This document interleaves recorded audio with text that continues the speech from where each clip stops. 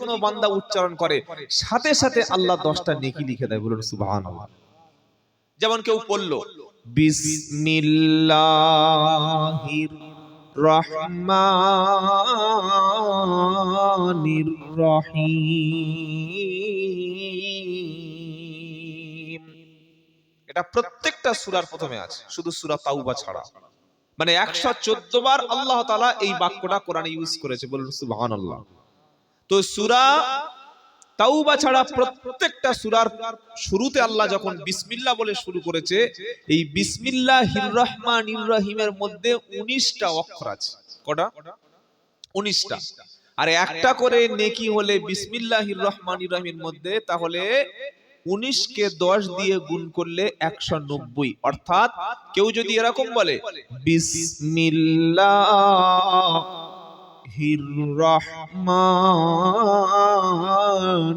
রহিম, এটা বলার সাথে সাথে 190টা নেকি লেখা হয়ে যাবে।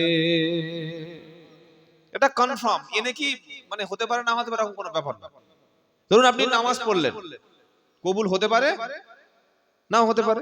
কি গো, মসজিদে 2 লাখ টাকা দিলাম, কবুল হবে কনফার্ম? হতে পারে নাও হতে পারে, সন্দেহ আছে। হজ করতে গেলাম, আমি হাজি নামের আগে লিখছে হাজি, হ্যাঁ, কিন্তু হাজি হয়েছে কিনা ওইটা আমার কাছে কোনো গ্যারান্টি নেই। আমি হাজি গ্যারান্টি দিচ্ছি, হাজি হাজি হাজি হাজি আলহাজ আলহাজ, কিন্তু আমি যে হাজি হয়েছি আল্লাহর কাছে হাজি কিনা এই ব্যাপারে কোনো গ্যারান্টি নাই। আছে? মানুষ বলছে হাজি সাহেব তাই হাজি। হ্যাঁ, আবার ধরুন আপনি যাকাত দিলেন, যাকাত শতকরা 2.5%, এই যাকাতটা কবুল হলো কিনা এই ব্যাপারে কোনো গ্যারান্টি নাই। যাকাত দিয়েছি এতটুকু মনের বিশ্বাস, কিন্তু আপনি যখন বললেন একটি অক্ষর কোরআনের পড়লেন, এটা সাথে সাথেই কবুল হবে। বলুন সুবহানাল্লাহ। হ্যাঁ, গ্যারান্টি আছে। আপনি যখন বললেন আসসালামু আলাইকুম, আপনি সালাম দিলেন, সাথে সাথে আপনার আমলনামায় নেকি লিখবে। বলুন না সুবহানাল্লাহ। তো আল্লাহ তাআলা তিনি মানুষকে কোরআন পড়তে বলেছেন। কোরআনের প্রথম নাম হলো জিকির। আল্লাহু আকবার বললে যেমন সওয়াব হয়, দরুদ শরীফ পড়লে যেমন সওয়াব হয়, ঠিক যদি কোনো বান্দা কোরআন বসে বসে তেলাওয়াত করে, প্রত্যেকটি অক্ষরে 10টা নেকি তার সাথে সাথে আল্লাহ লিখে দেয়। বলুন সুবহানাল্লাহ। যতগুলো অক্ষর আছে, এবার কোরআনে কত অক্ষর আছে? 3,23,760টি। শব্দ আছে কটা? 86,430টি। বাক্য আছে কটা? 6,666। সূরা আছে কটা? 114টি। এবার বলুন 3,07,760টি অক্ষর যদি কোনো মানুষ পড়ে, সাথে সাথে ওর সঙ্গে 10 গুণ করলে কত লাখ নেকি হবে? জোরে বলুন না সুবহানাল্লাহ। অনেক নেকি আছে না নেই? কেন সবচাইতে বেশি যে কিতাবটা আমরা পড়বো নাম কি? কোরআন।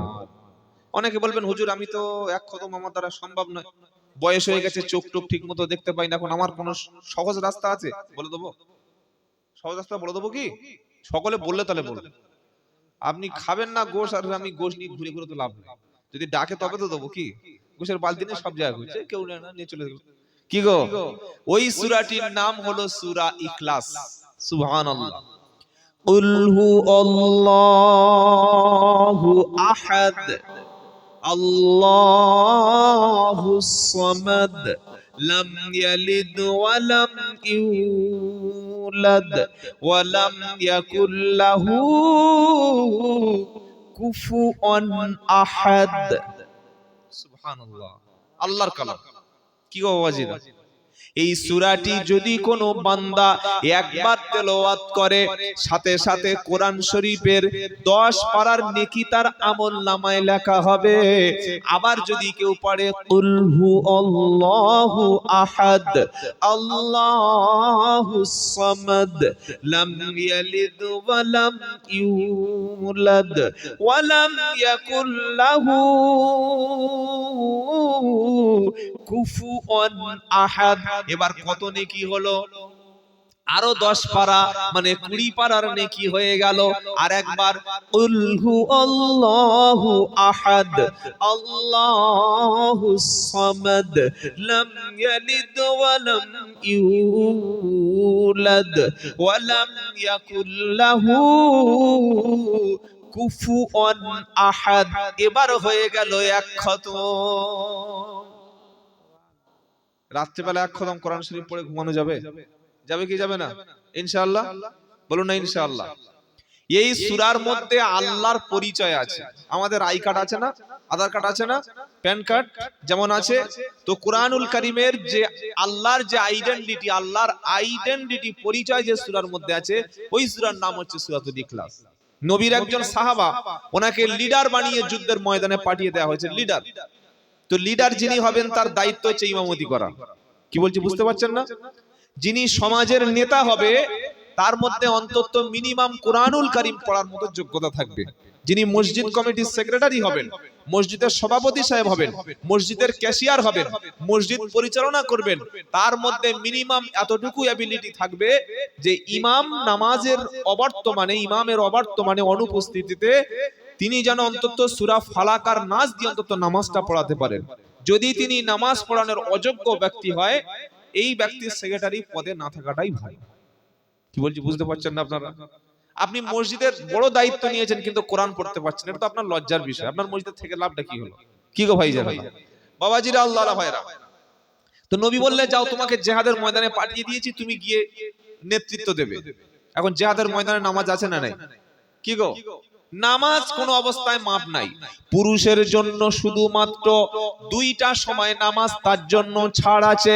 একটা হলো কোন পুরুষ যদি পাগল হয়ে যায়, যতক্ষণ সেন্স আসবে না, যতক্ষণ পাগল হিসাবে থাকবে, পাগলামি যতক্ষণ সুস্থ হবে না, এই সময়টুকু তার জন্য নামাজ মাপ। আর একটা অবস্থায় পুরুষের জন্য নামাজ মাপ, সেই অবস্থাটা হলো বেহুশ। কি হয়ে যায়? সেন্সলেস হয়ে যায়, বেহুশ লোক হয়ে যায় না? 7 ঘন্টা 8 ঘন্টা 9 ঘন্টা 10 ঘন্টা 12 ঘন্টা অনেক সময় অপারেশনের পরে বেহুশ হয়ে যায়। বেহুশ হয়ে থাকা অবস্থা তার জন্য নামাজ মাফ আছে। আর বেটা ছেলের জন্য কোন অবস্থায়, কোন হালতে, কোন পজিশনে, কোন বিপদে, কোন সিচুয়েশনে তার জন্য নামাজ মাফ নাই। সুবহানাল্লাহ। জিহাদের ময়দানে নামাজ, হ্যাঁ সেখানে নামাজ। তো তিনি নামাজে ইমামতি করছেন, প্রত্যেকটা রাকাতের নামাজে তিনি সূরা ফাতিহার পরে সূরা ইখলাস দিয়ে নামাজ পড়াচ্ছেন। বিশ্ব নবীর কাছে যুদ্ধ থেকে ফিরে এসে সাহাবারা কমপ্লেন করলেন, অভিযোগ পত্র জমা দিল, ইয়া আল্লাহর নবী, এই ব্যক্তি যখন আমাদেরকে নামাজে ইমামতি করে, এমন একজন ব্যক্তিকে পাঠিয়েছেন সূরা ফাতিহার পরে প্রত্যেক নামাজে তিনি একই সূরা পড়ে, সূরা ইখলাস, কুল হু আল্লাহু আহাদ, এই সূরাটা দিয়ে তিনি নামাজ পড়ায়। আল্লাহর নবীজি অভিযোগটা শোনার পরে ওই ব্যক্তিকে ডাকলেন। ডেকে আনো দেখি। আসলো, আল্লাহর নবী ডেকেছে মানে সে তো ভয়ে একদম ভীত সন্ত্রস্ত হয়ে গেছে যে আল্লাহর নবী কি বলবেন। এদিকে আসো, তুমি ইমামতি করেছো কি রকম? বললে আর কিছু বলতে পারছে না। বলো বলো বলো। বললে আমি সূরা ইখলাস পড়িয়েছি সূরা ফাতিহার পর। কেন বললে? তোমার সূরা মুখস্থ ছিল না? হ্যাঁ ছিলাম। কি গো, আপনাদের ইমাম সাহেব যদি প্রত্যেক দিন ওই সূরা ইখলাসটা মাগরিবে এশায় পড়ে, ইমামতি থাকবে তো? ইমামতি থাকবে? ওনার ইমামতি ঠিক করে দেবো আমরা, হুজুর হ্যাঁ চলবে না। সাধারণ মানুষ ফতোয়া দিচ্ছে এই ইমামের পিছনে নামাজ হবে না। কি দিচ্ছে না, তাই না? ইমামের পিছনে নামাজ হবে কিনা এই ফতোয়াটা একজন মুফতি সাহেব দিতে পারে, সাধারণ মানুষের দেওয়ার অধিকার নেই। ফতোয়া দেওয়ার ডিপার্টমেন্ট পুরো মুফতি সাহেবদের। কোন বক্তা, কোন আলেম ফতোয়া দিতে পারে না। আমরা তো জলসায় বলে দিই ওর বক্তব্য শোনার জায়েজ নাই। আমরা জলসা বলে দিই অমুক বক্তা কাফের, বলি না? আরে বলছি না, বলি না? আমরা বক্তায় জলসায় বলে দিচ্ছি ওই বক্তাটা দাওয়াত করলে আমরা যাব না। আমরা জলসায় বলে দিচ্ছি অমুক বক্তার বক্তব্য শোনা যাবে না। এরকম প্রশ্ন করছি। কিন্তু একজন বক্তার পিছনে, আলেমের পিছনে নামাজ হবে কিনা, তার বক্তব্য শোনা যাবে কিনা, তিনি কোরআন সুন্নাহর বিপরীত কথা বলে কিনা, এটার ঠিক করবেন মুফতি। মুফতি মানে কি? Islamic lawyer. ইসলামিক লয়ার মানে কি? শরিয়াতের পূর্ণাঙ্গ ইলম যার রয়েছে, এবং সেই মুফতি সাহেবটা মুখে ফতোয়া দেবেন না, তিনি লিখিত আকারে প্রকাশ করবেন। এটাই হচ্ছে মুফতির নমুনা। আর এখন জলসার মাঝখানে শুধু কাফের, সব কাফের ঝুড়ি নিয়ে বসে, সব শোনেন আপনারা, শুধু কাফের, একদম উদুমে বলে দিচ্ছে ও কাফের, ও কাফের, সব কাফের, সব কাফের। আল্লাহর নবী কোন ব্যক্তিকে কোনোদিন এইভাবে কাফের বলেন নাই। নবীর সামনে মুনাফিক ধরা পড়েছে। আব্দুল্লাহ ইবনে উবাই মদিনার নেতা ছিল। যখন আল্লাহর নবীর পিছনে ষড়যন্ত্র করছিল, প্রকাশ করে দিয়েছে আল্লাহ যে ওই ব্যক্তি মুনাফিক, ওই ব্যক্তি মুনাফিক, তারপরেও আল্লাহর নবী তাকে হত্যা করেনি, তাকে ছেড়ে দিয়েছেন, ক্ষমা করে দিয়েছেন। এমনকি এই আব্দুল্লাহ ইবনে উবাই মুনাফিকদের নেতা, ইসলামের সবচাইতে ক্ষতি করেছে। তার ইন্তেকালের পরে আল্লাহর নবী সাল্লাল্লাহু আলাইহি ওয়াসাল্লাম নিজের ফিরহান, নিজের পবিত্র জুব্বা মোবারক, তার নিজের জানাজার নামাজ পড়িয়ে তার কাফন বানিয়ে দিয়েছে। বলুন সুবহানাল্লাহ। যখন নবীজি জানাজার নামাজ পড়ালেন, আল্লাহ পাক সঙ্গে সঙ্গে নবীকে সাবধান করে দিচ্ছেন। পারা নাম্বার 10, সূরার নাম তাওবা, লাইন নাম্বার 1, আয়াত নাম্বার 80। আল্লাহ সাবধান করছেন কি, ইস্তাগফির লাহুম আওলা তাস্তাগফির লাহুম আওলা ইস্তাগফির লাহুম আওলা তাস্তাগফির লাহুম 70 মাররাতান ফালাই ইয়াগফিরাল্লাহু লাহুম। হে নবী, আপনি যার নামাজ পড়ালেন জানাজা মানে হলো ক্ষমা প্রার্থনা করা, জানাজা মানে হলো মাইয়িতের জন্য দোয়া করা, জানাজা মানে হলো মৃত ব্যক্তিদের জন্য জীবিত ব্যক্তি আল্লাহর কাছে ক্ষমা চাওয়া। আপনি যে আব্দুল্লাহ ইবনে উবাইয়ের জন্য দোয়া চাইলেন, আপনার নিজের কাফনটা খুলে তার জন্য আপনি কাফনের ব্যবস্থা করে দিলেন। আপনার পবিত্র জুব্বা মোবারক, যে জুব্বা মোবারকটা গোটা পৃথিবী যদি কয়েক কোটি বার বিক্রি করে দেওয়া হয়, আর কোন ব্যক্তির কাছে যদি বিশ্ব নবীর জুব্বা মোবারক দেওয়া হয়, পৃথিবীর ধনী মুসলমান পৃথিবী পরিমাণ স্বর্ণ দিয়েও আল্লাহর নবীর জুব্বা কিনে নিতে পারে। কি গো, পারে না? পারে না? পারে। এমনও মানুষ আছে যে যদি বলি ভাই নবীর জুব্বা আমার কাছে আছে, যদি কোনো রাজা বাদশা সৌদি থেকে বলে, পৃথিবীর সবচাইতে ধনী মুসলমান আল্লাহ রাসূলের যত কোটি টাকা লাগ দিয়ে ওই জুব্বাটা কিনতে রাজি হবে। হবে না? হবে না? ছেলে খেলা ব্যাপার নয়। যে জুব্বা নিয়ে নবী নামাজ পড়াতেন, যে জুব্বা পরে আল্লাহর নবী আল্লাহর কোরআন তেলাওয়াত করতেন, নবী জিহাদের লিড দিতেন, সেই জুব্বা ওটা খুলে দিয়েছিল কার জন্য? আব্দুল্লাহ ইবনে উবাই, মুনাফিকদের সর্দার। বাইরে মুসলমান আর ভিতরটা মুনাফিক। কি বলছি বুঝতে পারছেন না? তরমুজ দেখেছেন আপনারা? তরমুজ খান না? বাইরে কি গ্রিন, বাইরে কালো, সবুজ টাইপের, একটু ব্লু টাইপের, নীল, আর ভিতরটা লাল, রেড। তো আমাদের মুসলমানদের মধ্যে মুনাফিক আছে, বাইরেটা ঈমান এনেছে, ভিতরটা কিন্তু ঈমান আনেনি। ওই ছিল মুনাফিকদের সর্দার। যখন জানাজার নামাজ পড়লেন, নবীজি কাফন খুলে তাকে দাফন করে দিলেন। নিজের জুব্বা মোবারক খুলে আল্লাহ সাথে সাথে সাবধান করলেন কি, ইস্তাগফির লাহুম আও লা তাস্তাগফির লাহুম। নবী, আপনি তার জন্য ক্ষমা চান আর না চান, দুটোই সমান। আপনি চাইলেও লাভ নাই, আর না চাইলেও একই ব্যাপার। কি গো, আপনি যদি আব্দুল্লাহ ইবনে উবাইয়ের জন্য দোয়া করেন তো আমি আল্লাহ ক্ষমা করব না, না করলেও ক্ষমা করব না। এমন কি আওলা তাস্তাগফির লাহুম 70 মাররাতান ফালাই ইয়াগফিরাল্লাহু লাহুম।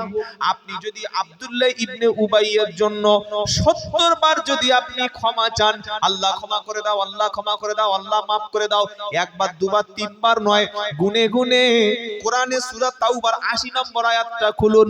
আল্লাহ বলছেন 70 বার যদি আপনি ক্ষমা চান, ওই আব্দুল্লাহ ইবনে উবাইকে কখনো ক্ষমা করব না। নবী 70 বার দোয়া চাইলেন। তাফসীরে এসেছে যে আমি 70 বার আল্লাহ বলেছে চেয়ে দেখবো। আল্লাহ বলছেন খবরদার নবী। আবার দুটো আয়াত পরে আল্লাহ বলছেন ওয়ালা তুসাল্লি আলা আহাদিম মিনহুম মাতা ওয়ালা তাকুম আলা কবরিহি। হে নবী, এই রকম আব্দুল্লাহ ইবনে উবাই মার্কা মুসলমান, মুনাফিক মার্কা মুসলমান, যারা মুখে স্বীকার করেছে কিন্তু অন্তর থেকে ইসলাম মেনে নেয়নি, এদের মৃত্যুর পরে এদের জানাজার নামাজ পড়বেন না, আর এদের কবরের কাছে কখনো দাঁড়াবেন না। সুবহানাল্লাহ, কি আশ্চর্য কথা চিন্তা করো বাবাজিরা, আল্লাহ ভাইরা। তো নবী বললেন এদিকে এসো। তুমি যে এই সূরা ইখলাস দিয়ে নামাজ পড়াচ্ছিলে কেন? সাহাবা তো ভয় পেয়ে গেছে, কি উত্তর দেব? আল্লাহর নবী সাহাবা বলেন, হে আল্লাহর নবী, এই সূরা ইখলাসটা যখন পড়ি তখন আমার মনে হয় যে আল্লাহর যে পরিচয়, আল্লাহর যে প্রশংসা এই সূরার মধ্যে আছে, আল্লাহর ভালোবাসায় এই সূরাটি আমি পড়ি। বলুন সুবহানাল্লাহ। আমার নবীজি বললেন, আল্লাহর ভালোবাসায় যদি তুমি এই সূরাটি পড়ে থাকো, এই সূরার মুহাব্বত, আল্লাহর ভালোবাসার কারণে সূরা মুহাব্বত তৈরি হয়েছে, এই সূরা ইখলাসের ভালোবাসা তোমাকে জান্নাতে নিয়ে যাবে। তোরে বলবেন না সুবহানাল্লাহ।